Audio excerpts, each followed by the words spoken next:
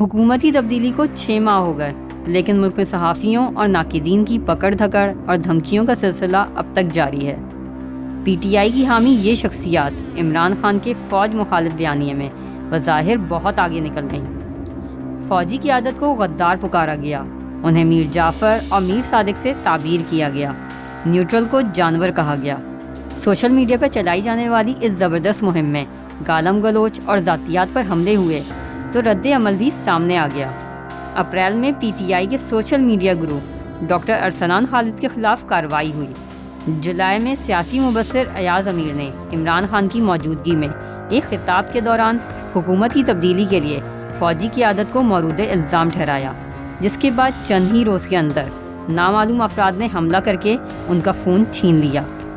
چند روز بعد P T I کے حامی اینکر عمران ریاض خان کو فوج کے خلاف بیان بازی کرنے پر حراست میں لیا گیا۔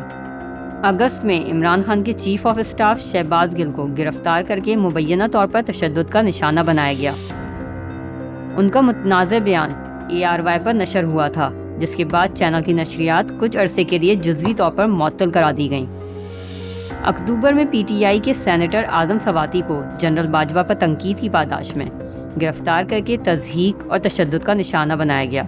دلچسپ بات یہ ہے کہ اس بار عطاب کا نشانہ بننے والی یہ نامور شخصیات کل تک فوج کے انتہائی قریب تھیں اور سویلین بالادستی کی بات کرنے والوں کو برا بھلا اور غدار قرار دیتی تھیں، لیکن آج خود انہیں فوج کی طرف سے انہی الزامات کا سامنا ہے۔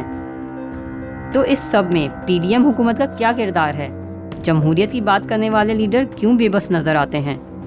شاید اس کی بڑی وجہ یہ ہے کہ پاکستان میں کل بھی ایک ہائبرڈ رجیم تھی اور آج بھی ایک ہائبرڈ رجیم ہے، جس میں تنقید جائز ہو یا ناجائز، اظہار آزادی کے لیے نہ کل کوئی گنجائش تھی نہ آج ہے۔ پاکستان کے ہر شہری کا یہ آئینی حق ہے کہ وہ آزادی سے اپنی رائے کا اظہار کرے، بھلے وہ رائے میری تنقید ہی کیوں نہ ہو، کہ it is my duty to respect that right. As a soldier and spy I am ready to protect that right. آپ ہمارا محاسبہ کیجیے، صبح شام کیجیے، لیکن پیمانہ یہ رکھیے کہ میں نے ملک کے لیے اور قوم کے لیے کیا کیا ہے۔ یہ نہ رکھیے کہ میں نے آپ کے لیے، آپ کی ذاتی سیاسی مفادات کے لیے کچھ کیا ہی نہیں، وہ پیمانہ ٹھیک نہیں ہے۔